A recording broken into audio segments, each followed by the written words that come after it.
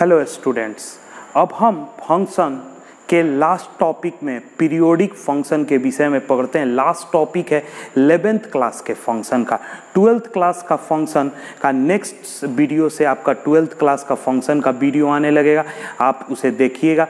लेकिन 11th class के लिए लास्ट है, लेकिन ये जो चैप्टर हैं 11th क्लास का फंक्शन, ये दोनों क्लास के बच्चों को देखना चाहिए। 11th और 12th दोनों क्लास के बच्चे इसे पढ़ें क्योंकि बहुत इंपॉर्टेंट है। तो लास्ट हम टॉपिक करते हैं 11th क्लास के सिलेबस के अनुसार पीरियोडिक फंक्शन। क्या डिफिनीशन है? A function y is equal to F X on domain d is said to be periodic. Domain d में कोई फंक्शन पीरियोडिक कहा जाता है if there exist a positive number capital T। एक positive number capital T exist करता है such that F x plus T is equal to F X for all x belongs to t। देखिएगा, जैसे sign x, आप लोगों को 11th class में हम साइन x को बोले थे पीरियोडिक फंक्शन है। तो क्या होता था, देखिएगा साइन x का ग्राफ को बाबू, ये साइन x का ग्राफ है, ये साइन x का ग्राफ है 0 पाई 2 पाई 3 पाई 4 पाई। तो देखिएगा ये यहां से स्टार्ट हुआ और ये 2 पाई के बाद फिर से स्टार्ट हुआ। तो ये आप कहते थे कि हर 2 पाई के बाद ये फंक्शन रिपीट करता है, तो ये पीरियोडिक फंक्शन है। एक टाइम पीरियड के बाद ये फंक्शन रिपीट करता है, तो ये पीरियोडिक फंक्शन है। और ये फॉर्मूले से भी आप अप्लाई कर सकते हैं। जैसे एफ एक्स आपका साइन एक्स है, साइन एक्स है, तो हम इसको एफ एक्स प्लस 2 पाई कर देते हैं। तो इसको आप क्या लिखेगा, साइन x प्लस 2 पाई। इसका वैल्यू कितना होता है, आपने पढ़ा होगा, रूल बी अप्लाई कीजिएगा तो इसका वैल्यू साइन x आ जाएगा।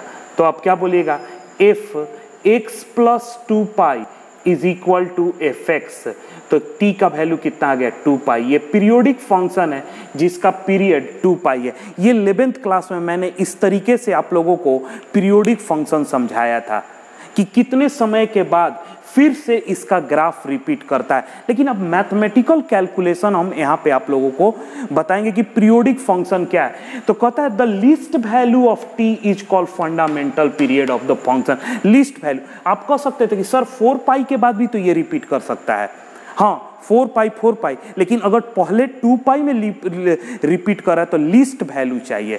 कितने लीस्ट वैल्यू पे रिपीट करता है, that is called fundamental period. If no positive value of T is independent of X is possible then F x is called non periodic या ए periodic. जब आप इसका mathematical calculation इस रिलेशन से आप कीजिएगा, इस रिलेशन से मैथमेटिकल कैलकुलेशन, और एक्स का वैल्यू x एलिमिनेट ना हो, t इंडिपेंडेंट ऑफ x ना हो, तो वैसे फंक्शन को ए पीरियोडिक फंक्शन कहेंगे।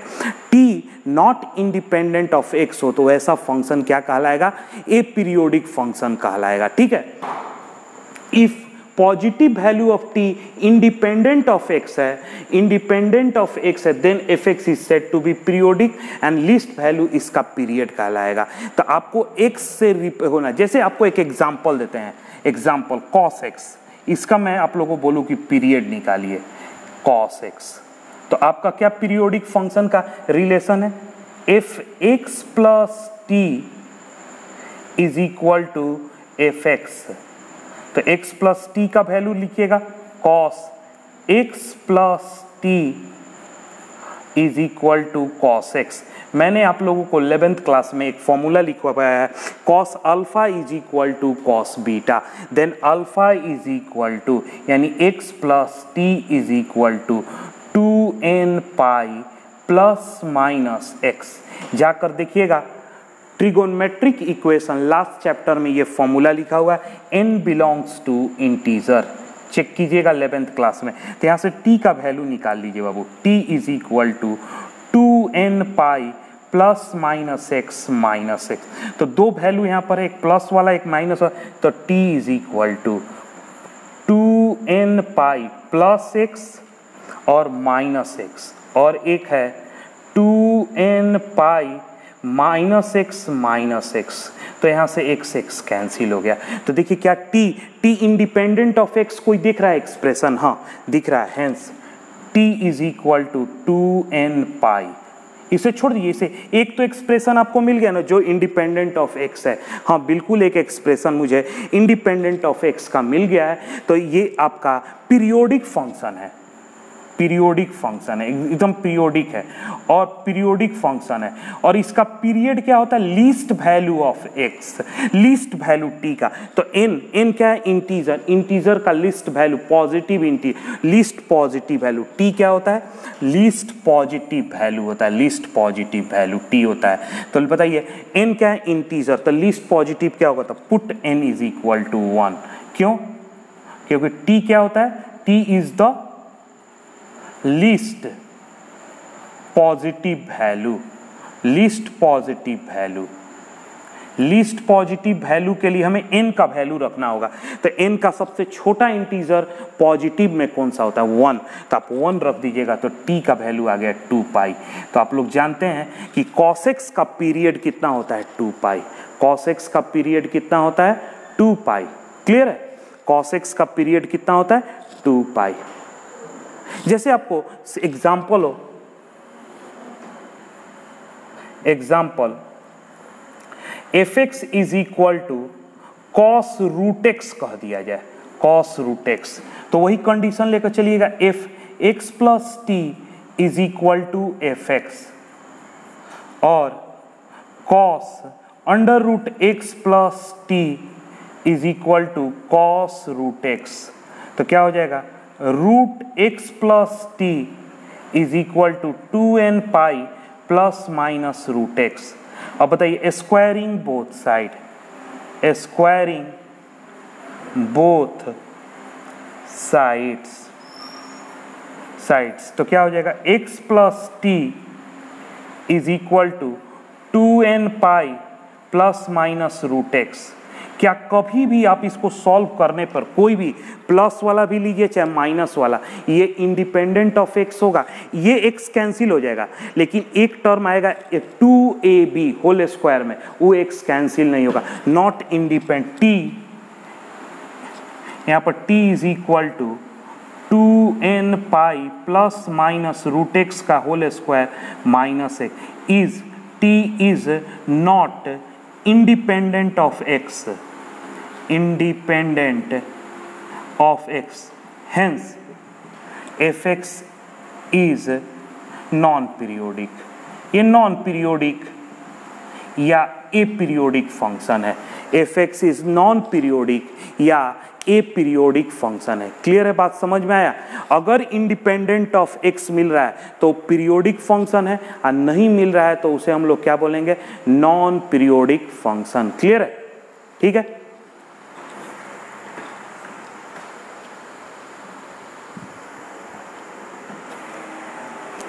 आइए बाबू कुछ इंपॉर्टेंट रिजल्ट देते हैं। साइन के पावर nx, कॉस के पावर nx, सेक के पावर nx, कॉसेक के power nx are periodic function with period pi when n is even. अगर n इवन नंबर होगा इन चारों पर तो उसका ये पीरियोडिक फंक्शन होगा, पीरियड पाई बोलिएगा। अगर n ऑड हुआ तो पीरियोडिक फंक्शन होगा, उसका पीरियड क्या होगा? 2 पाई। बट पीरियड पाई लिखाएगा if n is even by odd, जैसे 2/3 हो। जैसे एग्जाम्पल देखिएगा इसके लिए, फर्स्ट के लिए एग्जाम्पल देखिएगा। जैसे आपसे कोई पूछे साइन स्क्वायर एक्स का पीरियड क्या होगा? पीरियड तो स्क्वायर इवन नंबर का पीरियड क्या होगा? इसका पीरियड होगा t इज इक्वल टू पाई। लेकिन यही अगर हम उससे आपसे पूछे साइन एक्स का या साइन क्यू एक्स का, तो यहाँ पर पावर 1, 3, तो इस सब का पीरियड क्या बोलेगा? t इज इक्वल टू 2 पाई। इसी तरह से अगर हम आपसे पूछे साइन के पावर 2/3x का पीरियड क्या होगा? तो पीरियड हो जाएगा पाई। इवन बाई ऑड हुआ तो पाई। रूट साइन एक्स का पीरियड, रूट साइन एक्स का पीरियड क्या होगा? 2 पाई, 2 पाई। इसका पीरियड क्या होगा? 2 पाई। क्लियर है? रूट साइन एक्स का पीरियड हो जाएगा आपका 2 पाई। स्क्वायरिंग कीजिएगा तो रूट हट जाता है, तो साइन एक्स वाला ही सब चीज चलने लगता है। लेकिन कॉट और टैन का n का वैल्यू कुछ भी हो, साइन टैन एक्स हो tan स्क्वायर एक्स हो, tan क्यू एक्स हो, ऑड हो, इवन हो, कोई मतलब नहीं है, पीरियड हमेशा इसका पाई होता है, इसका पीरियड हमेशा पाई होता है। इस रिजल्ट को याद रखिएगा, एकदम बहुत इंपॉर्टेंट है। अब पूछिएगा कि सर इसको निकाला कैसे गया? निकालने का वही तरीका है जो आपका बेसिक फॉर्मूला है, F x plus T is equal to F x relation को सॉल्व करने पर ही आएगा। जैसे हम एक साइन स्क्वायर एक्स का आपको सॉल्व करके दिखा देते हैं। साइन स्क्वायर एक्स का क्या है? पाई।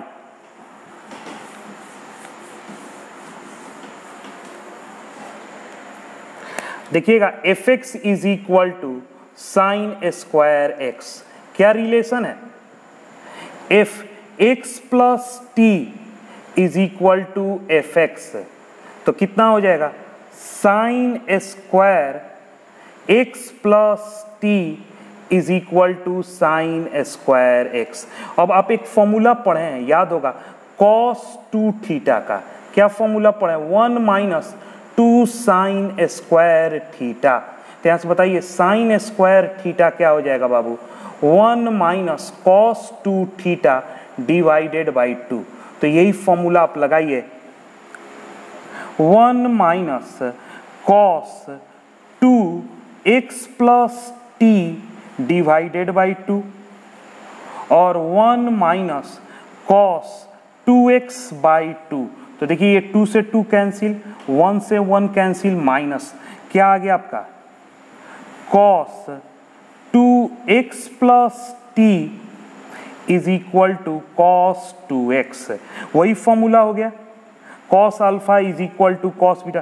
तो 2x plus T is equal to 2n pi plus minus 2x। ठीक है, देखिएगा 2x प्लस टी, यहाँ से भी 2 कॉमन कर लेंगे तो n pi plus minus x, 2 से 2 cancel, t n pi plus minus x, तो t is equal to n pi plus x minus x। यहाँ पर क्या हो जाएगा? n pi minus x। तो यहाँ पर इंडिपेंडेंट ऑफ x निकल रहा है t n pi, independent of x है तो लीस्ट पॉजिटिव इंटीजर, तो put n is equal to 1, तो t का वैल्यू हो गया पाई। पीरियड इसका कितना आ गया? पाई। क्लियर है? इसी तरीके से tan के पावर n, cot के पावर n का कुछ भी वैल्यू हो, पीरियड क्या रखना है? पाई। क्लियर है? आप घर पे 1-2 प्रैक्टिस कीजिएगा, आपको हो जाएगा। ट्रिगोनोमेट्री का हेल्प लीजिएगा, स्क्वायर है, क्यू है, सबका आप फॉर्मूला जानते हैं। ठीक है,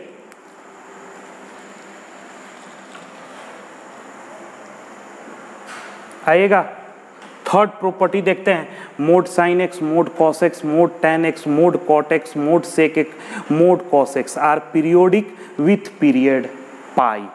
देखिएगा एक एग्जाम्पल यहाँ पर भी इसके लिए सॉल्व करते हैं।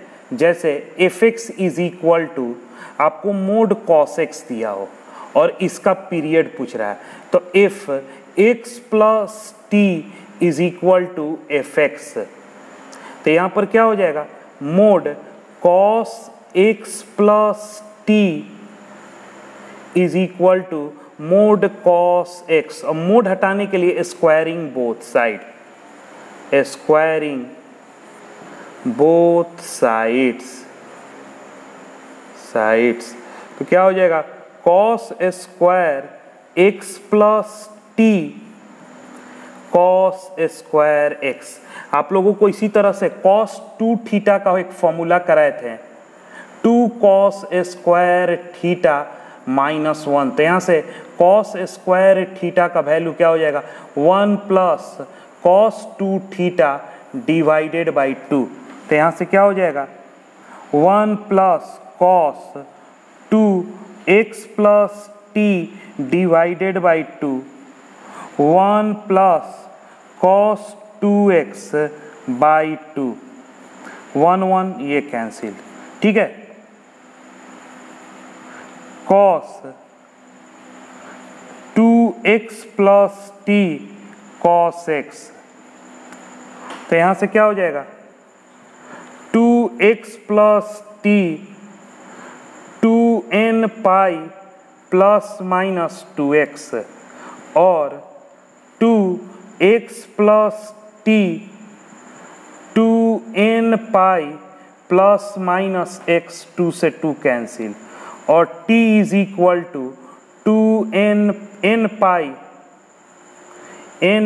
प्लस माइनस x और t is equal to n pi plus x minus x n pi minus x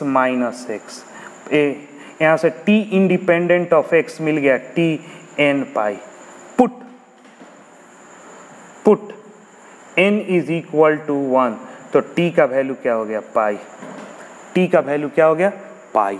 देख रहे हैं मोड कॉस x का पाई, एकदम याद रखिएगा। अब देखिए फोर्थ प्रॉपर्टी बहुत इंपॉर्टेंट है, फिजिक्स में भी आपको इस प्रॉपर्टी का इंपॉर्टेंस ही समझ देखिएगा।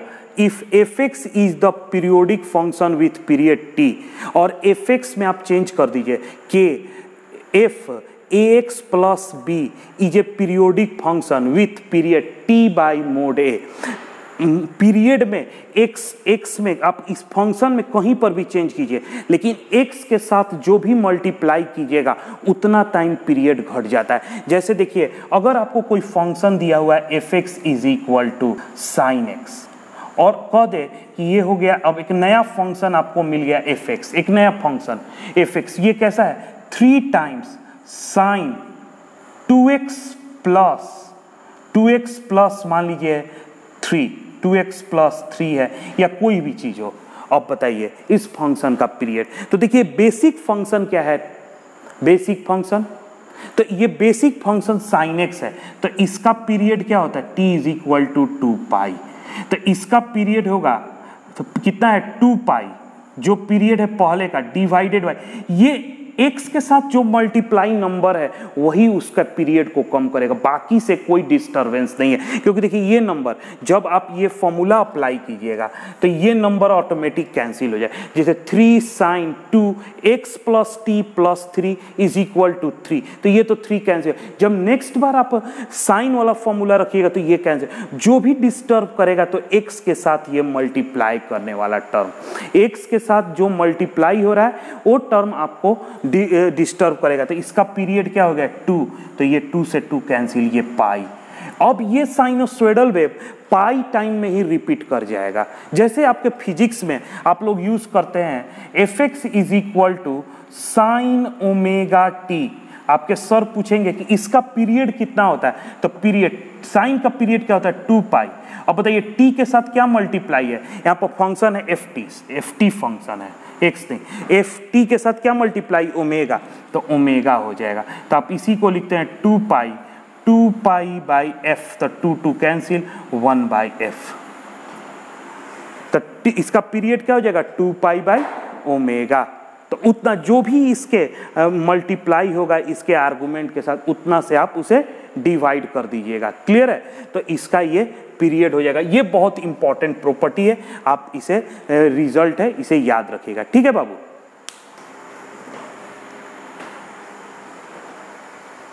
फिफ्थ बहुत इंपॉर्टेंट प्रॉपर्टी है, एक फोर्थ इंपॉर्टेंट प्रॉपर्टी था, फोर्थ बहुत इंपॉर्टेंट था जो टाइम पीरियड में आप x के मल्टीप्लायर से डिवाइड कर देते थे। कहता है hx एक फंक्शन है a टाइम fx प्लस या माइनस b टाइम gx। कहता है fx and gx are periodic function with period t1 and t2 respectively. इसका पीरियड t1 है, ये इसका पीरियड t2 है रेस्पेक्टिवली। देन hx में बी पीरियोडिक में नॉट बी पीरियोडिक। कब पीरियोडिक होगा, hx is periodic function when t1 by t2 is rational number हो, and period of hx is LCM of t1 and t2। LCM कैसे निकालिएगा, अगर division के form में रहेगा तो LCM of numerator divided by HCF of denominator कर दीजिएगा। अगर ऐसा हो 2/3 और 4/6, 4/9 आ जाए।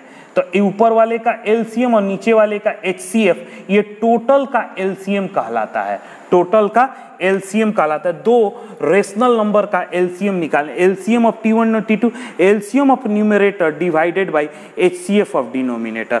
अगर T1/T2 इरेशनल नंबर हो, मतलब उसमें पाई का टर्म हो, इरेशनल नंबर मतलब pi is a irrational number, pi का कोई टर्म हो, तो वो ए पीरियोडिक या नॉन पीरियोडिक होगा। जैसे एग्जांपल fx, अब देखिए इसके पीरियड को हम लोग मान लेते हैं T1, तो देखिए इसके x के साथ क्या मल्टीप्लाई है 2 पाई।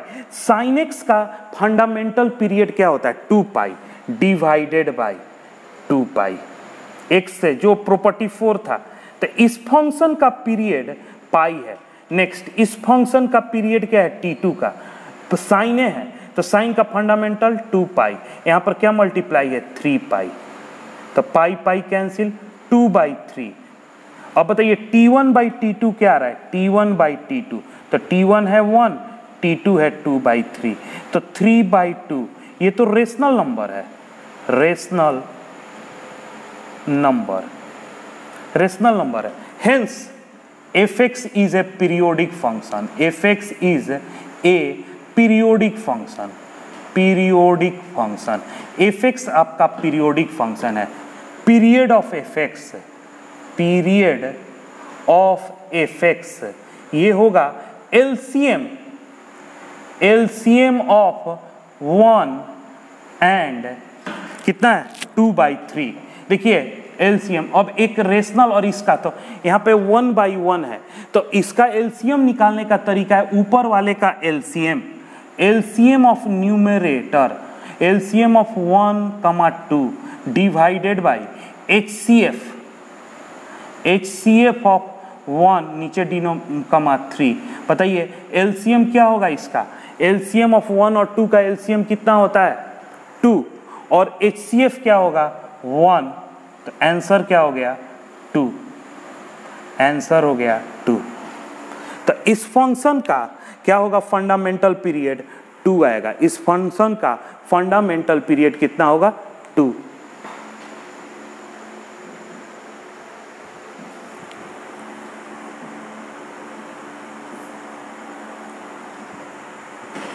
ठीक है बाबू, इस तरीके से हम लोग आपका पीरियोडिक फंक्शन यहीं पे खत्म करते हैं, और इस तरीके से 11th का सारा फंक्शन का चैप्टर का जितनी भी टॉपिक थी मैंने आप लोगों को करा दिया। आप इसे बार बार वीडियो को देखिएगा, थोड़ा सा टफ पड़ता है, थ्योरेटिकल पोर्शन है, लेकिन इसे कॉन्सेप्चुअली पकड़िएगा।